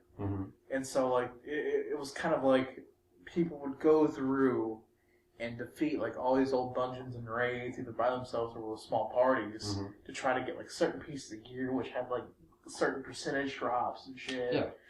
And my whole thing was I came up during the Burning Crusade era, which I never really got to play like deep in the Burning Crusade because it was hard as fucking nuts. Holy fucking shit. So I went back and I was like, I want my priest to look like he has the highest tier gear from the Burning Crusade. And so like he had the which was the greatest fucking part because these shoulders have an ungodly low drop level where it's the face of justice that has like the blindfold on, and they're like, chained to the rest of the armor. And with these big stone shoulder pads on a priest. Yeah, that's one of the things about watching y'all play that game drove me nuts. The way the armor was just so fucking cartoony over the top. Yeah. I mean, some of it's just, come on, man. It was the absolute best and worst of the Burning Crusade. What I'm saying is like guys with axes and the fucking blade of the axe is as big as they are. Yeah. Fucking get real. Yeah. Dude, you never got to see that looks like bad comic book art. It really does. It's a certain art style which very cartoony. And yeah, I didn't care for it. Very over the top. And, yeah. Which for some people it's like, no, fuck that. Give me Fallout, or not Fallout, but give me Oblivion or the Elder Scrolls. And... That's another game I never cared for. Oblivion and all that. Really? Just watching people play it, I just wasn't interested at all. Like Skyrim. Never cared for it. I never played it, just sitting watching people play it. Yeah. It's like, don't care. Don't care. Wow. I don't know what it was, man. It just didn't appeal to me at all. Like, well, fuck, I don't even know how to approach that. I think what it was like with Skyrim, my brother playing it, and he had like this full set of fucking armor that like you can see into the fucking ethereal or some bullshit. So everything has this weird fucking like psychedelic look to it. Well, your brother also cheated the shit out of it he cheated the shit out of every game he ever played. I don't think I ever seen him except for games you couldn't cheat on. Yeah. You know, like fucking Mario Kart. He was the virtuoso with fucking Mario Kart. Yeah. But every other game I've ever seen him play, he always ends up fucking running every fucking cheat code. And then will justify it. Somehow justifies it. And you're somehow wrong for bringing it up that maybe you should just play the game. Yeah. Why you're cheating. And well, blah, blah, blah, blah, blah. And what it really comes down to is, I'm going to do what the fuck I want. You know? It's like, this is the way that instead of just admitting, like, this is the way that I play the game. Yeah. Instead of just, sitting down and playing the fucking game. Yeah. That's what I said. Just sit and play the fucking game. The only time I ever use cheats, one, I might have a complete fuck around game. Yeah. Like, playing the older Grand Theft Autos. When you've already beat the game, it's like, fuck it, it's time to have fun. Yeah. Today I'm doing a rampage. Yeah. I need the fucking rocket launcher. I need this. I need unlimited ammo. I need the jetpack. Yeah. And maybe if I ever got in on a game where I got completely fucking stuck, and it's like, if I don't get past this level, like right now, I'm never playing this fucking thing again. Yeah, and you want to see the next part. Yeah. Yeah, so you would use a simple code to get past wherever the fuck give you trouble, and then I'd turn that shit off. Yeah. As soon as I was done with it, turn it off. See, with Skyrim and shit, and Oblivion, well, alright, let me go back to the cheating thing. Mm-hmm. As a kid, and probably around the ages of 12 and 13, I did use quite a bit of cheat codes. Mm-hmm. That's because I was a dumb kid. I was like, fucking cheat codes. And then after that, I got to where I just want to play the fucking game. Exactly. Like I want to have an actual challenge. Yeah. And that's where I have the most fun, like with the Elder Scrolls and like Skyrim and shit. Mm-hmm. Dude, you get to the point of certain parts where there's more entertainment to be had out of the inevitability of you are going to fucking die unless you find an inventive way to kill this fucker. Yeah. Or, you're not going to have any fun all day. Yeah. The very first time I booted up Skyrim, mm-hmm. I made it to... I was just outside like the very first town that you're supposed to get to. Well, there is this group of people killing a giant. Mm-hmm. And I, being in my infinite wisdom, was like, I'm going to watch this fight, and I'm not going to do anything, because that's my choice. Yeah. They kill this giant together. Besides, they might wear the giant out, and I can reach up like fucking last stroke. Yeah, exactly. And let him spend all his hit points on these dumbasses, and I'll come in and just take whatever. Boom, save the day. Yeah. But I came up like after they had killed it, and they're like, "You're fucking useless. Why didn't you help us kill this giant?" And I'm like, "Well, It's a motherfucking giant. I had better shit to do. I was over there talking to the milk merchant. You know, what the fuck are you gonna, like, fuck off. I was doing my own shit. Well, yeah, but like real life, you turn in, who the fuck are you and why am I supposed to risk my neck for you? Yeah. Well, I don't know if you noticed, dude. That's a fucking giant. That's a giant, and they can kill me by, like, swinging that fucking club. He can take a shit and kill me. Yeah. And just drop on my head and break my fucking neck. Yeah. Yeah. But I walked down the road a little ways, and what is there but a fucking giant? Another one, like his buddy came to get revenge on him, and he sees me. Mm-hmm. So, Mister, I didn't have shit to do. I didn't have shit to do. I was talking to the milk merchant. So, I take the bow and arrow that I had, and I was like, fuck most everything. I'm not running up and hitting that bastard. Yeah. So I started plugging arrows into him. I'm like, I'm going to plug arrows into him, and I can't plug arrows anymore. Yeah. And then I back up, and I notice I'm against the wall. Mm-hmm. Well, it's not a wall, it's a fence. So I jump backward over the fence. Mm-hmm. The giant is programmed with the game to not be able to hit over a quote-unquote wall. Yeah. So I'm like... A picket fence is holding a giant. Yeah. I'm sitting here fucking arrows, and this fucking giant, as he's walking around, it is taking forever for him to get fucking around the wall, and he finally comes back over the wall and fucking arrows back into it. Turned around all the way again. I jump back over the wall, start fucking arrows to him. So he walks all the way back around the fence. I do this no shit. 5 or 6 goddamn times. This giant walks back and forth. And so I'm just plugging arrows into him. I am like so desperate for arrows that everyone that I miss, like outside of the fence while he's still inside of it, I'm about to pick it up. So I can hit him with him again. And finally I kill this fucker after probably a 30-minute bout. And I'm thinking to myself, because you had described like your brother playing the way that he played Oblivion, and I'm like, how the fuck could you get any enjoyment out of running up and fucking hitting this fucker once instead of doing the shit that I just did for like 30 or more minutes? Now, yeah, some people say, well, you cheated. Think about it. You did kind of cheat. I did. But at the same time, like, no, that was game mechanics. Yeah, it was, but that's the way they're looking at it. that they put that fucking glitch in, and at that moment, that's one fucking giant. And I want to, like, not die. Exactly. Which I guess that could be used just by bringing fucking cheat code, but the fact that you can die makes the game a whole lot more fun. And, like, I've ran into battles before, dumb as shit. Like, I was like the first time I ever bought a horse in this game. I was like, fuck yeah, I got a horse, I'm a sophomore, I'm going to go in horse archer, and then like fighter, I'll be a badass. I was like, yeah, I want to attack this barbarian camp solo, and I'm going to fucking hit him quick. Yeah. I ran in there, and like they started whooping my ass, so I got the horse, they killed my horse, and I was like, well, fucking shit. And the entire time I was like, shield lock, please don't kill me. So you're running off like fucking Han Solo from the Stormtroopers. Pew pew, and then fucking just like, fuck it, let's get the couch in here, Chewie. Yeah, I remember that episode. I'm taking this. I'm taking this couch. Which is, by the way they play D&D. Yeah. I'm taking this couch, this fucking Picklestick, and all the fucking crystal. But I seen like the greatest fucking sunblock inside a car thing ever the other day in Jackson. It was Han and Chewie at the control panel of the Millennium Falcon. Awesome. Like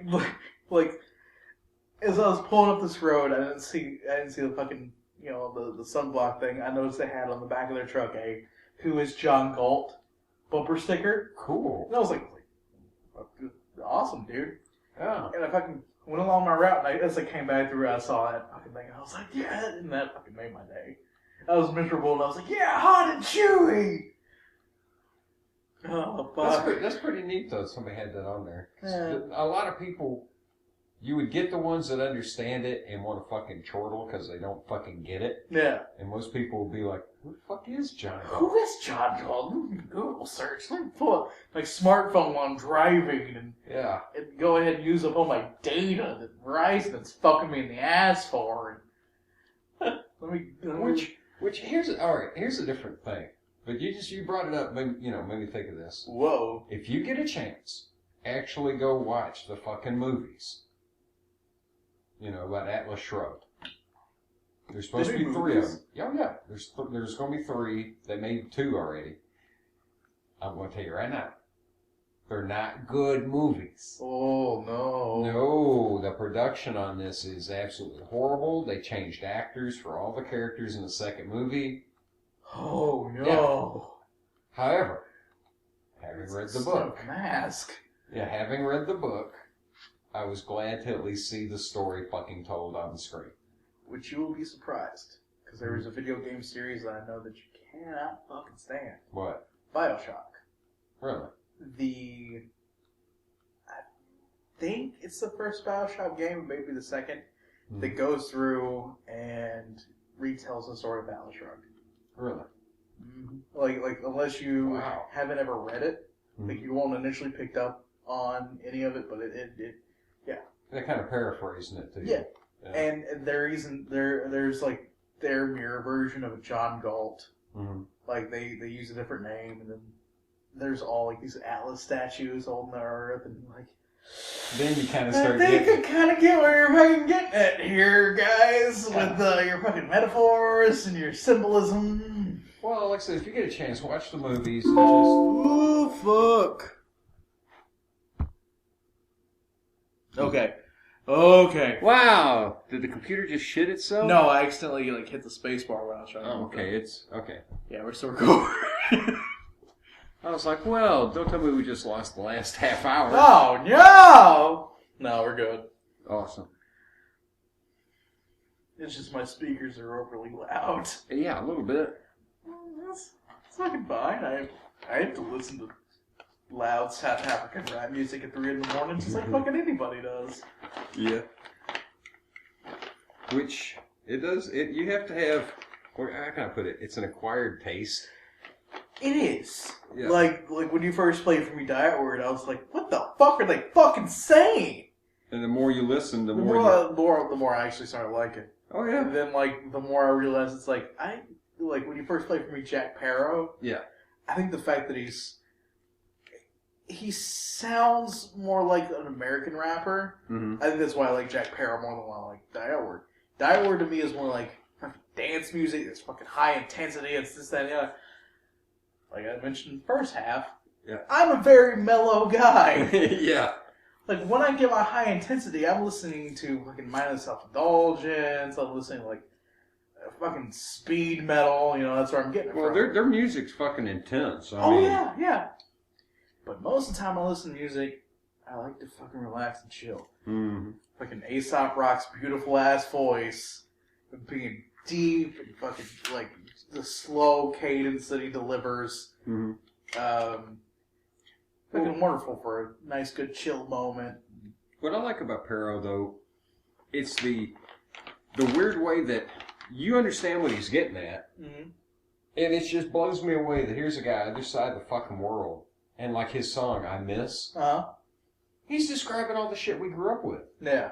The same shit, he grew up with some of the same shit we did, and even the stuff that you have to kind of go look it up. First time he's talking about riding on his Pookie. And I'm like, Pookie? Did he have a fucking Peugeot? What the fuck is this? And I looked it up, and it's their term for a scooter moped. I'm like, that's what it is. His fucking Peugeot. Yeah.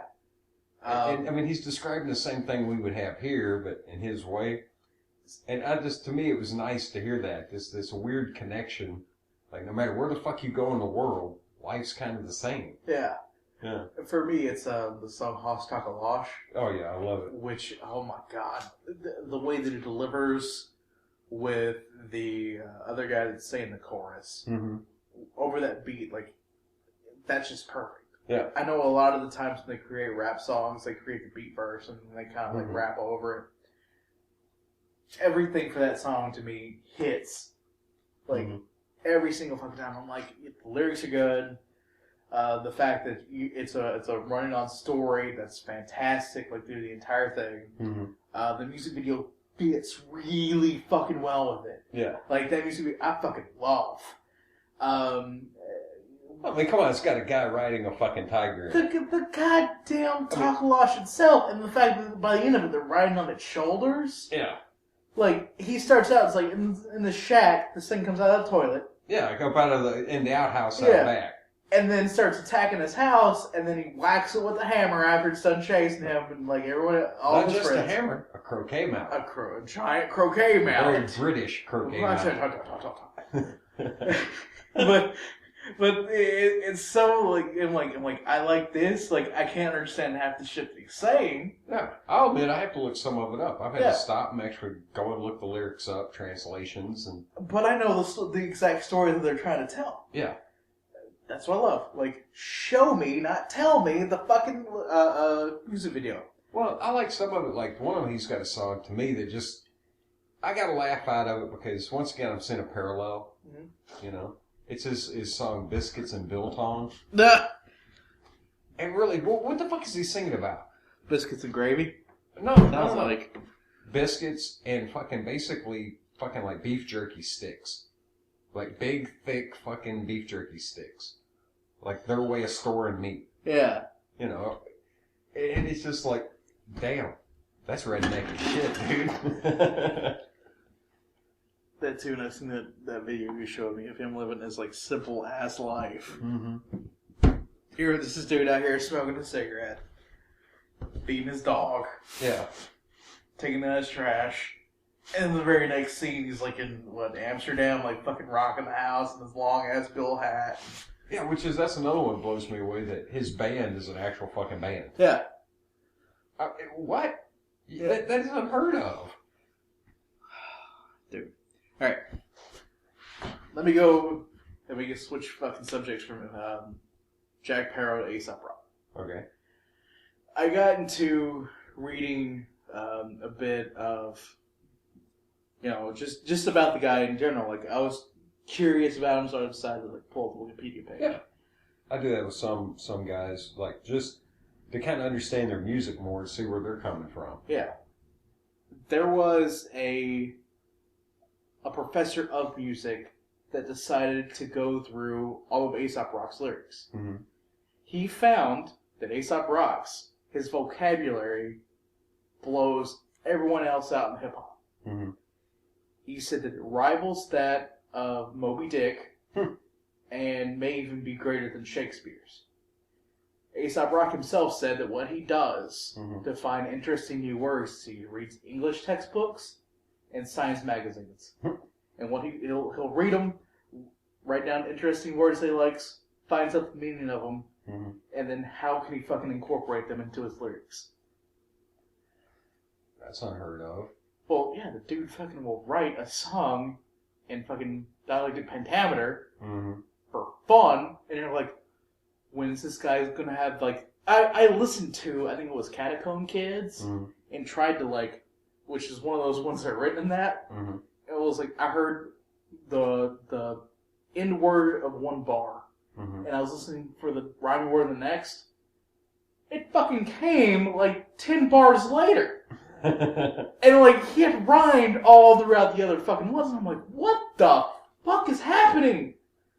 Just some people have talent, man. I'm I'm going to tell you right now, I ain't got no kind of talent like that in anything. No, he's a fucking wordsmith. Yeah.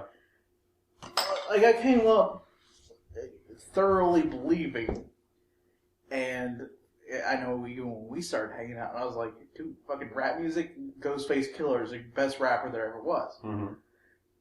I heard Aesop Rock as a footnote in like a top 10 music video, and I was like, I like the way that song sounds. And it was just a clip from, I think it was Zero Dark 30. Yeah. And so I listened to Zero Dark 30.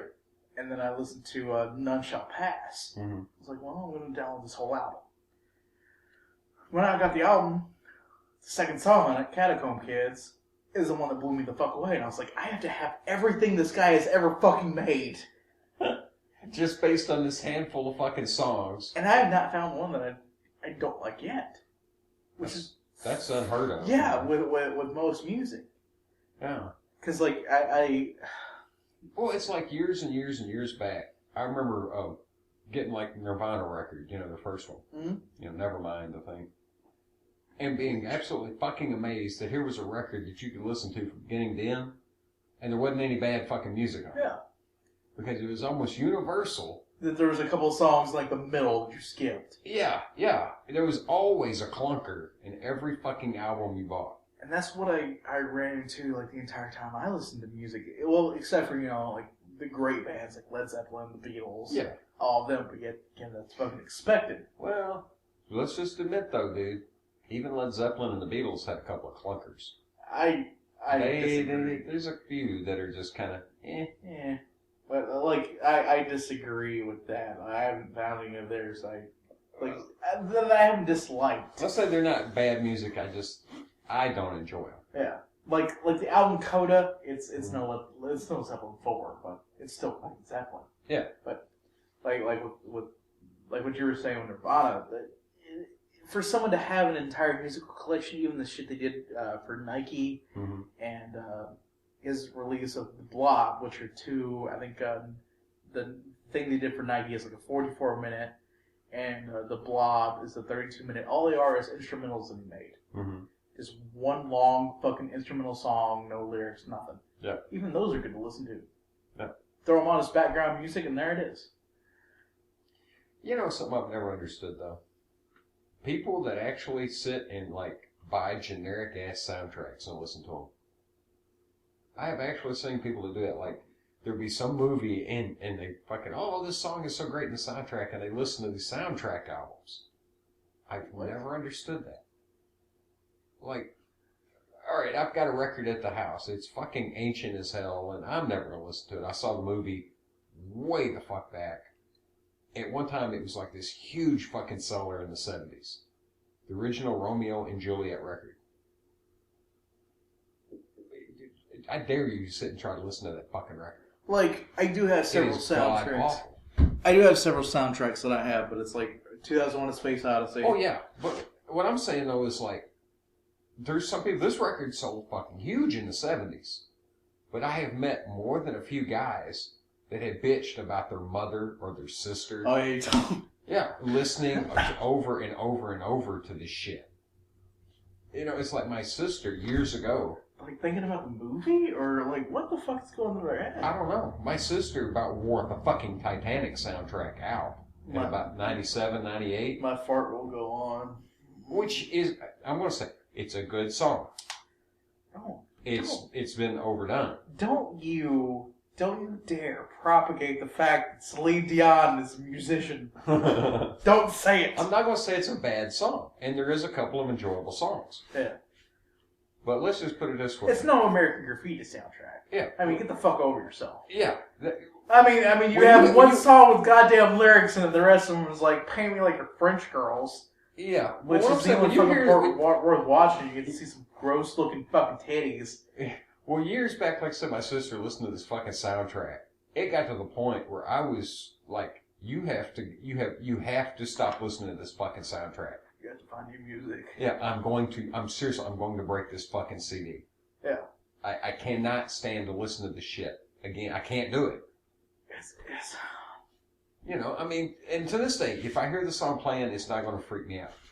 But at that time of my life, I'd heard it in the background over and over, the whole fucking record over and over. I never could understand people with these soundtrack records, man. Alright, they're, from the other side of it, I'm going to come back with, the American Graffiti soundtrack's good. Mm-hmm. The Scarface soundtrack, yeah, phenomenal. Yeah. Holy fucking shit. Of course you have the, I think it is Apocalypse Now. Oh yeah. Another really good soundtrack. 2001: A Space Odyssey. And I do have, from original Star Trek series all the way up to like the last Next Generation movie, so like the entire span of original Star Trek. Yeah. I have all that soundtrack. Yeah.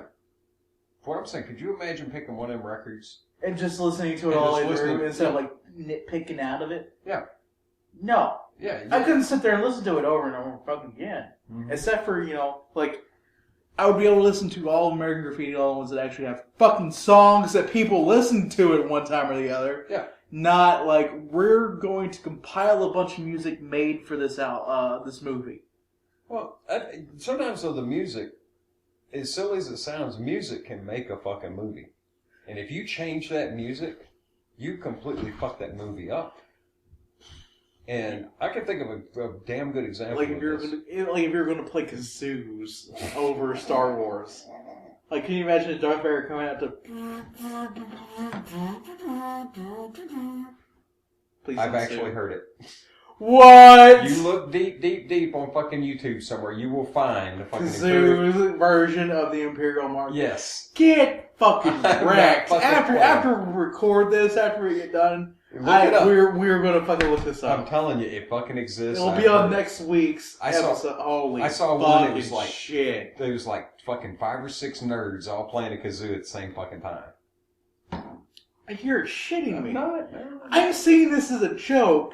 Like, I thought I had like There's nothing new under the sun. Oh my god.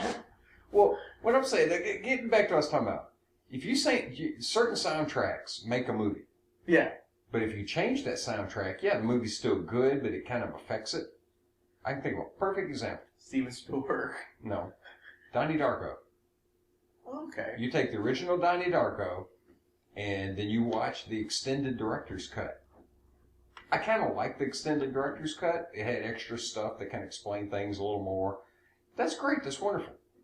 The music, though. Was different. Yeah.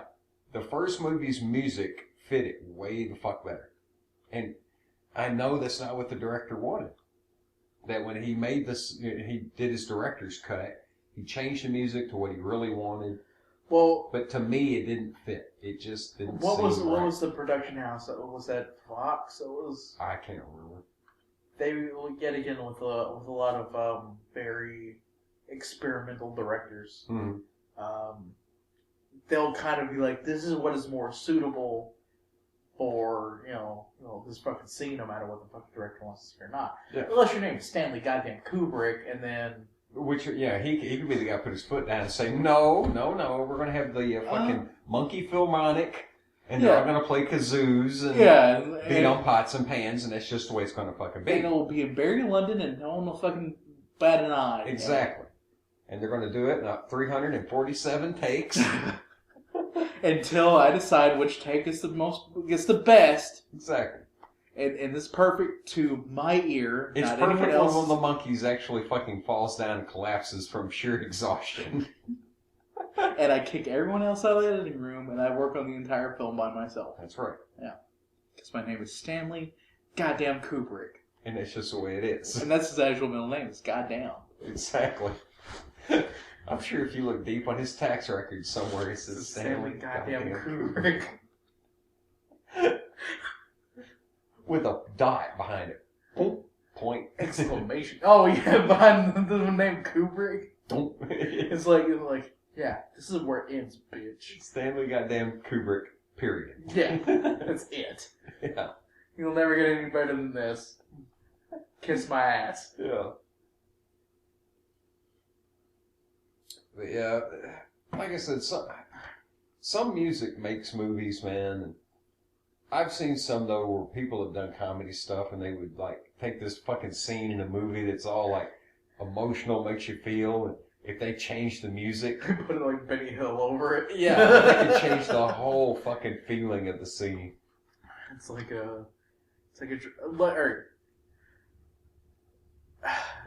take a chase scene mm-hmm. out of, like, the Italian Job or something.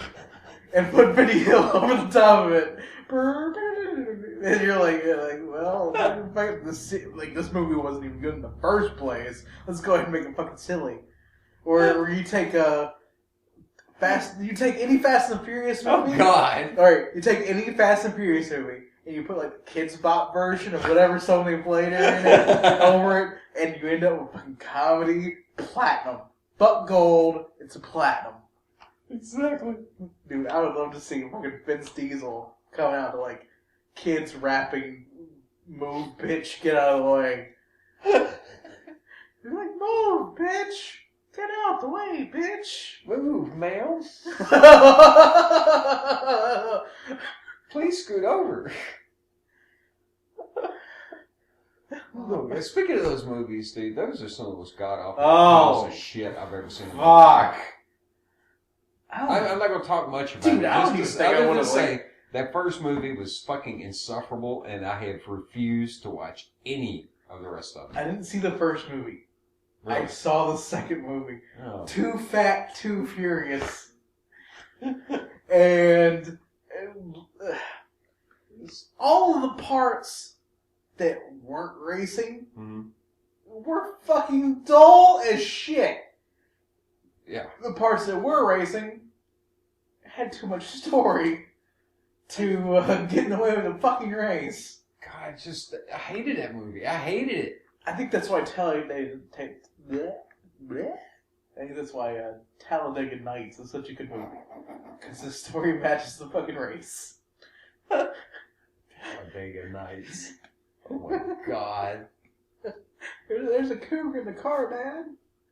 I remember going, dude, I actually went to the theater years back. God, what was this, 87, 88? I was thinking about the Ricky Bobby movie. Oh. Not Talladega. Talladega Nights is the Ricky Bobby movie you're thinking of. No, what I'm saying, I went back 87 or 88. I actually remember watching Days of Thunder.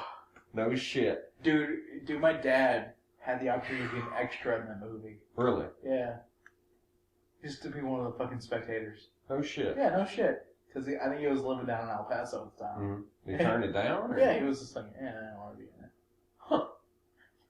Yeah, that's a very strange character, so. Well, with this, I remember, it summed up for me, though. I remember watching this movie in the theater. And that's when I began to realize, see, cars changed in about 1988. Uh-huh. Stock car racing, yeah. All of it. Regular cars on the fucking road. You look at them, 1988 and later, they all look the same.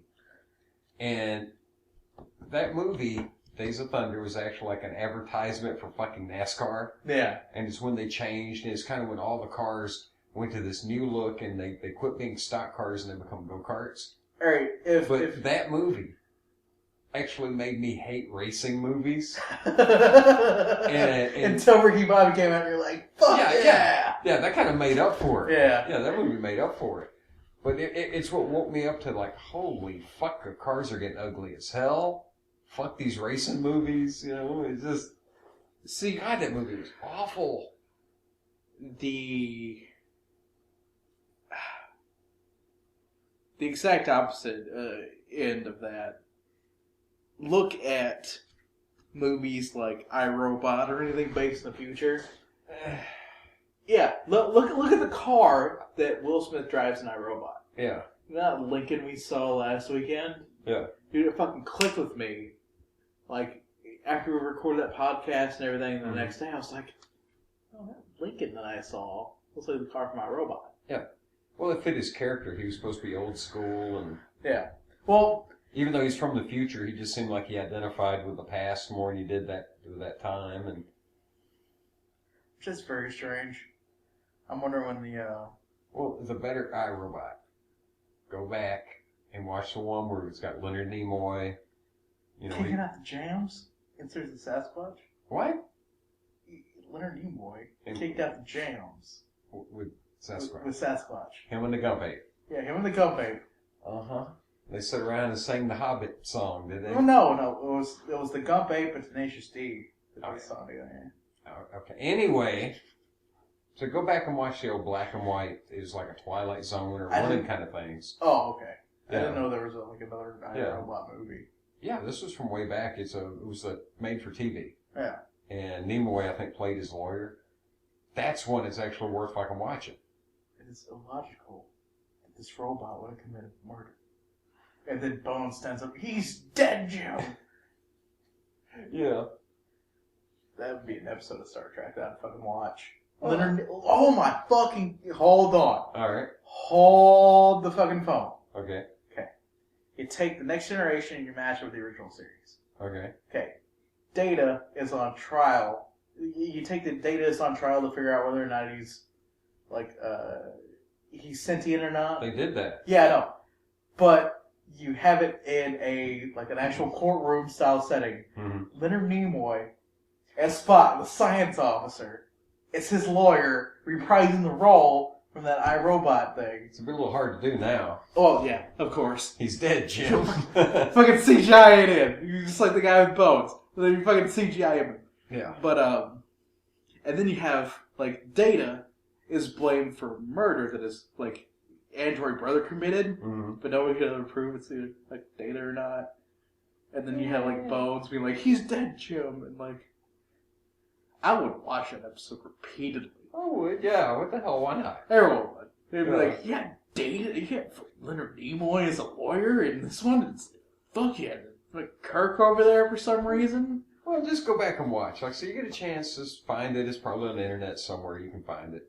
Just go back and watch the old, like, original iRobot. I think we're probably going to have a time where we talk about just old not Star Trek or Star Wars episodes, where we go back and talk about old Twilight Zone episodes, because I watched a fuck ton of them when we first got the Sci-Fi Network. Dude, I used to even have the comics. What? Yeah, I used to have a shitload of Twilight Zone comics. Back when this is goofy, but whenever I was especially coming up as a kid and later, I didn't care for horror movies too much. Yeah. I watched the old classics, and I am a vampire. I was not huge in slasher flicks, and I watched them like the Friday 13th and... Well, rest in peace, Christopher Lee. So, yeah. Except for, like, I didn't care for, I think it was his vampires that he did in the Hammer series. Was it Christopher Lee that was in the Hammer series? I think it was. It might have been him. I think he played in the Hammer series. I might be totally wrong and talking out my ass, but... It might have been because he was like the color Dracula, so I think it was the Hammer series. Yeah. Yeah, the schlocky stuff. Yeah, it was kind of crap. But anyway. But when I was a kid growing up, I wasn't big on horror. Like, movie horror. I love Stephen King books. You like cerebral horror. Yeah. I love Stephen King books, and I fucking loved horror comics. Dude, I had the damnedest collection of just weird Twilight Zone, Tales from the Crypt kind of shit. Just... God, that's nice. Oh my fucking God. I have this one. I may still have this fucking issue laying somewhere. But I remember I loved it. It was like a fucking World War II story. And it goes in, it's almost like a Sergeant Rock classic World War II story until this fucking shell comes in and explodes and you find out that one of the soldiers is a fucking robot. Just stupid shit like that.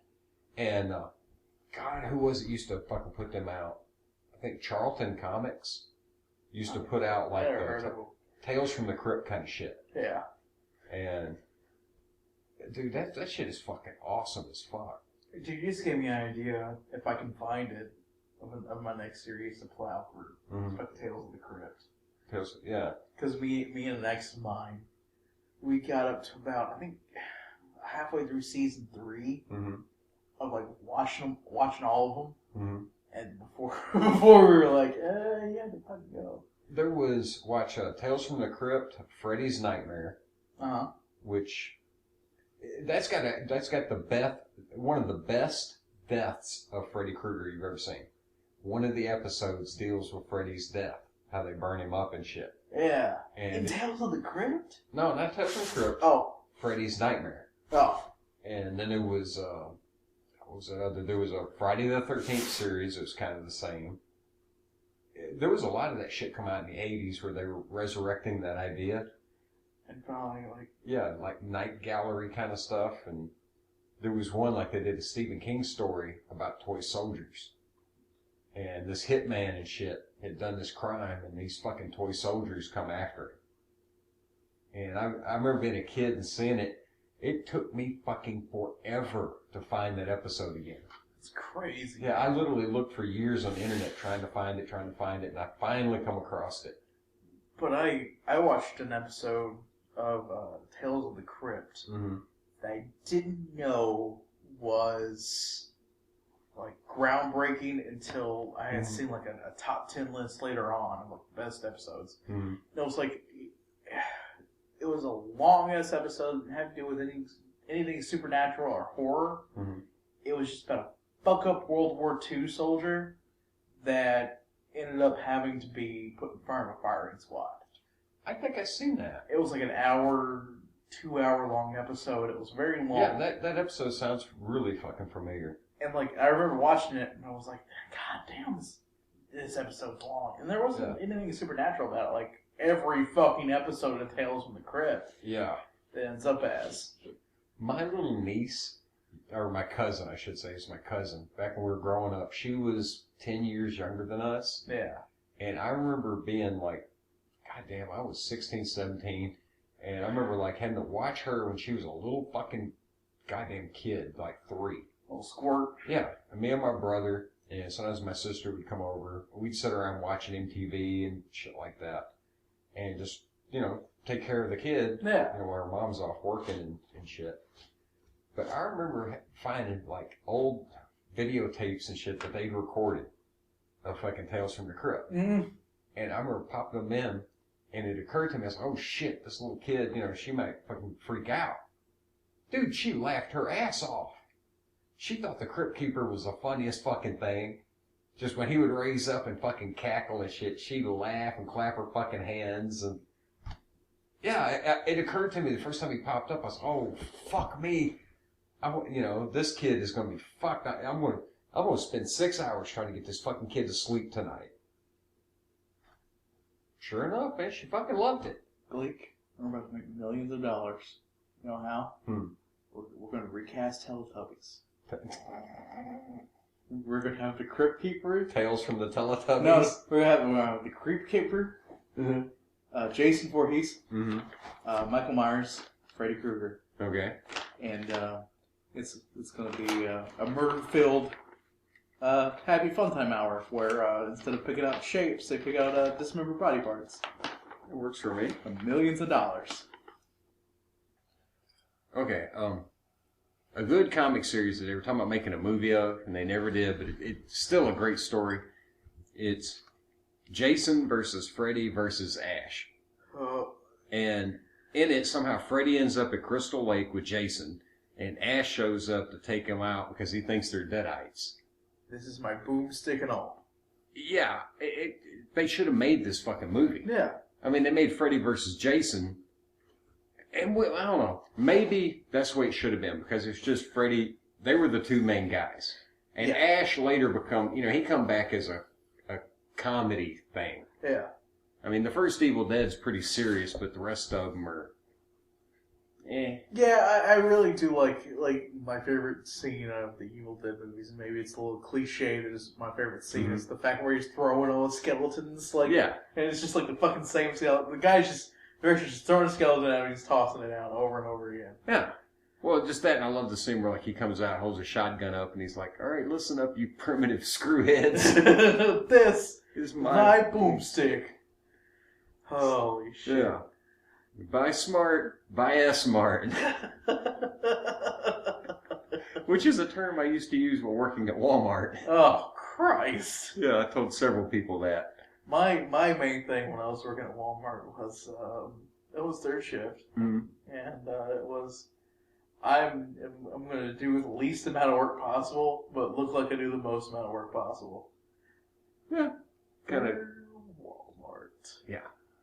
One of the best parts, though, in all the Ash Evil Dead movies, and it was the part that creeped me out, really, I think, the most out of all of them, was the original Evil Dead. It's where that girl gets, possessed. Uh-huh. And she starts doing that automatic drawing on a piece of paper.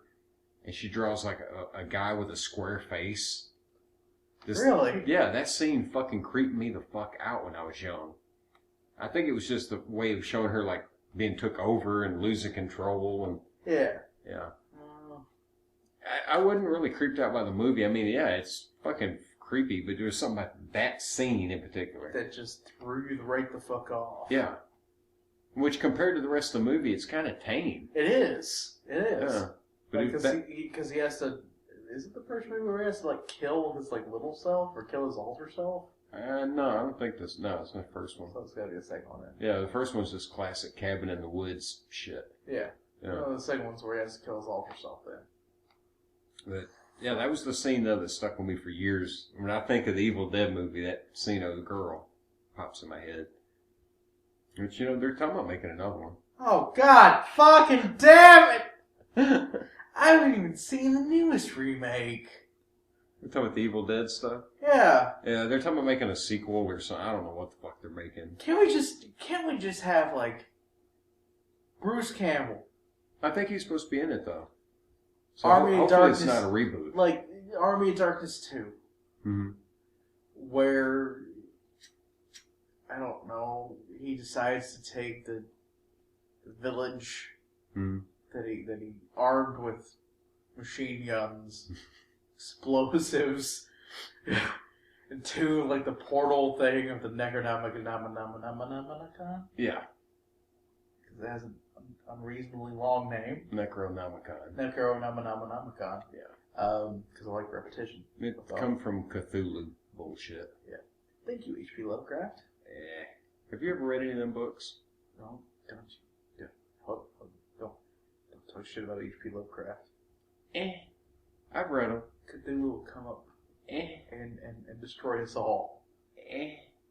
Let's just put it this way. I enjoyed some of it I liked. Some of it I liked. I did. Dude, I don't want the world to end in a watery grave. You better say that you like H.P. Lovecraft, and Cthulhu will come out and kill us all. Yeah. All the dark ones will come back. And, oh no, just Cthulhu, because like everyone likes him. Well, I remember reading the role-playing game back in the early 90s. Mm-hmm. There was a Cthulhu role-playing game. There's fucking Cthulhu role-playing games with the ass now. There was a Cthulhu movie. Yes. I don't remember if this was the name, but I remember what it was about. It was Miskatonic University. Look it up. It's a schlocky-ass fucking movie, but there's a Cthulhu movie. I want to say from the late 80s, early 90s. What I want to see is, like, them take Pacific Rim and Cthulhu. Mm-hmm. Like, fuck the kaijus, fuck Godzilla, all that other shit. Yeah. Let's have giant robots face the Cthulhu. god of the deep. Yeah. The Jaegers wouldn't stand a fucking chance. Yeah, that's exactly right. I mean, it would end. Well, part of the movie, with Godzilla, they threw the nuke at him. This one, they would like... Spoilers? Oh, shit. Spoilers for a goddamn film made when? 50-something? 50s, early 60s? Yeah. Fuck you. What was saying with Cthulhu, it would end up with him, like, trying to drop an asteroid on his ass. Still won't stop him. No. No, nothing can stop Cthulhu. Which I think we have reached the pinnacle of nerdness for this episode. Yes. It's time. Bring it on home, folks. And that's all, folks. Fuck off! This has been a fine Picklestick production of the Generation Gap podcast. And as always, I have been Lunchbox. I'm Gleek. And we'll see you next time. That's all, folks. You can follow the Generation Gap podcast at PicklestickPod on Twitter, or shoot us an email at picklestickproductions@gmail.com.